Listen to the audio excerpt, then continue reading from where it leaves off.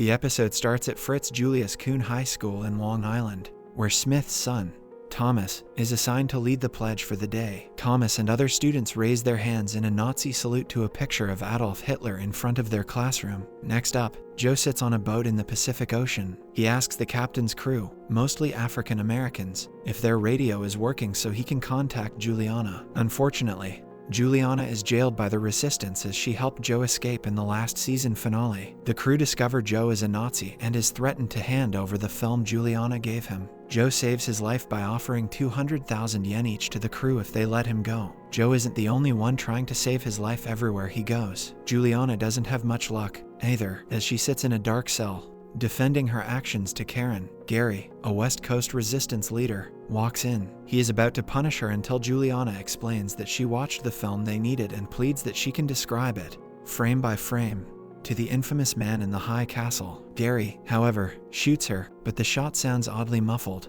Meanwhile, at the Kempeitai headquarters, Frank desperately begs Inspector Kaido to release his friend, Ed. He gives a full confession detailing his murder of the Crown Prince. Frank's statement renders pointless as Kaido reveals that Ed has confessed to being the assassin. At the Smith household, Helen bakes a cake in the kitchen with one of her daughters. There's a car waiting outside their house. Helen soon snaps into attention to grab a pistol and watches from the door if Heydrich is the one visiting. To her relief, she recognizes that it's her husband and embraces him. Smith hurries her inside nervously, shutting the door quickly behind them. He then explains that Heydrich was jailed for disloyalty to the Führer, but his subordinates still remain at large. Later, the Japanese leaders have a meeting held by General Onada. The Führer is ill, and there's a growing movement to end Japan's uneasy alliance with Germany. The general unveils their plan to use a Heisenberg device on North American Nazi targets, including New York City. Shaken from his travel to another dimension, Tagomi discusses his vision for parity between the Nazis and the Japanese. He cites his fear of the weapon to Inspector Kaido,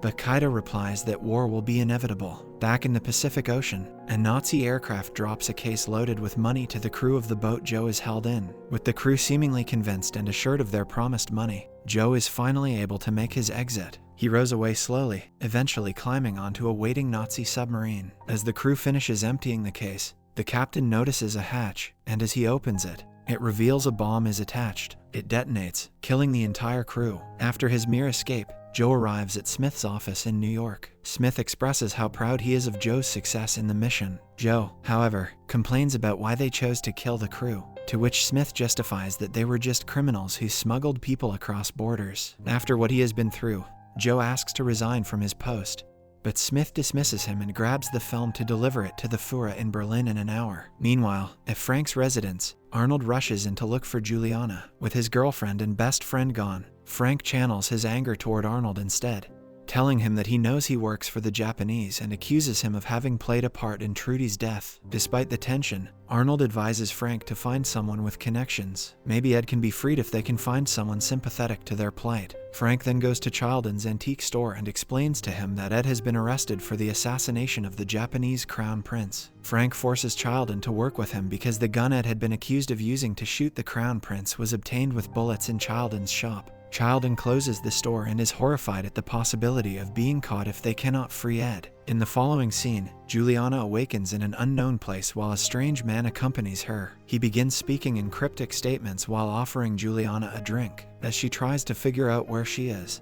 the man answers angrily, demanding that she answer his questions. Juliana follows the man in another room, where she discovers a vast facility consisting of thousands of films. Meanwhile, Smith arrives with his film to deliver to the Führer in Berlin. After Hitler sees the reel showing the destruction of San Francisco, he tells his officer that he has to find the man in the high castle, not just search for him. If Smith doesn't find him, the Führer warns that all will be lost. Back to Juliana. She looks around and finds films depicting a different America from reality. She asks if he is the man in the high castle, to which he reveals that he, in fact, isn't, that his actual name is Hawthorne Benson. He then explains that his castle is actually his mind. To Juliana's disbelief, she observes a film from 1961. Benson tells her it's a home movie depicting the 4th of July in Phoenix. He interrogates Juliana about the missing film, which Hitler is watching at his headquarters in Berlin. He asks her about the individuals in the film and if she recognizes anyone from the resistance or the Nazi executioners. Aside from Joe and Frank, Juliana vaguely remembers another man in the film. Unfortunately, she could not pinpoint the man's identity,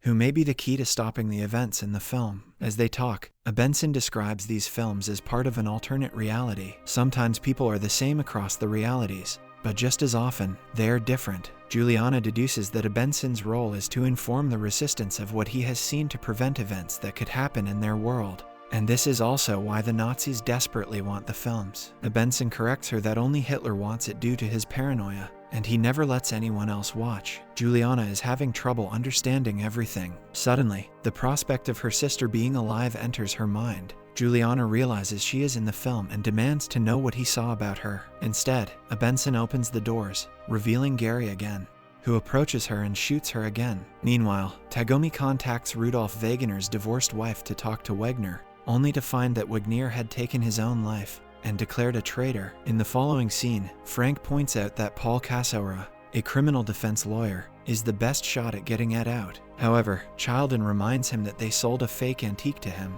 so they might be in trouble if things don't go out as planned. Regardless, Frank and Childen visit Mr. Casaura to convince him to be their lawyer to Ed McCarthy so that once he proves their friend's innocence, he can garner fame for being the man who delivered justice. But things don't work out as planned when Mr. Casaura denies their offer. As Juliana slowly regains consciousness, she finds herself in the back of a moving car with Gary, Lem, and Karen. Gary intends to shoot her as she had seen Benson's face. Juliana, however, manages to escape from the trunk while the car swerves in front of the Japanese officer, giving her just enough cover to get away. Gary shoots the officer as he tries to go after Juliana. Soon after, a gun battle ensues, and Karen gets killed. Gary and Lem flee as other Japanese officers arrive at the scene. Meanwhile, wounded Juliana stands helpless in a nearby forest. The show cuts to a fancy nightclub where General Onada and Chief Inspector Kaido are hanging out, accompanied by two women. The moment ends with the arrival of a hostess, and Kaido quickly excuses himself,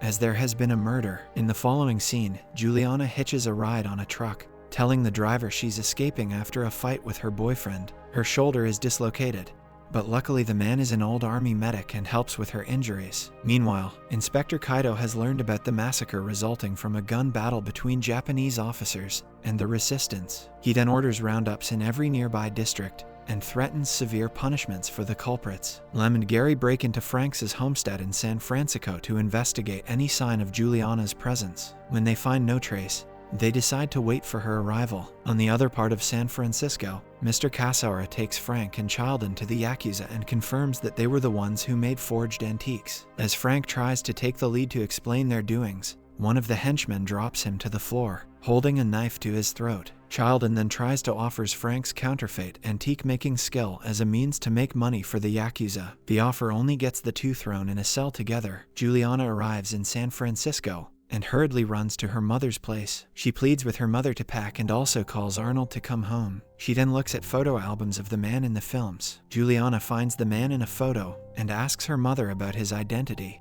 who reveals him as George Dixon, Trudy's biological father. In an unknown part of San Francisco, Teishi, the Yakuza leader, meets with Kaido to discuss the debt still owed to the Yakuza. Teishi uses the debt to ask for the release of Ed after he gives the tip of who the real assassin of the Crown Prince was. However, Kaido hesitates because Ed is due for judicial panels later. In the meantime, the truck driver who brought Juliana to San Francisco stops by Frank's place and encounters Lem and Gary to pass a message that she'll be taking a bus to Sacramento. But when they arrive at the supposed bus stop, they discover that Juliana's tricked them, so they quickly make their way to Juliana's parents' house, catching her just as she's leaving. Juliana narrowly escapes Lem and Gary through a tunnel system and makes it out just in time while avoiding their gunfire. Meanwhile, Smith visits Joe's apartment and informs Joe that he has orders from Reich Minister Husemann, Joe's father, that he wants to see him. Joe is reluctant, thinking that he is being used again. He also tells Joe that a resistance woman's body was found where Juliana had taken off,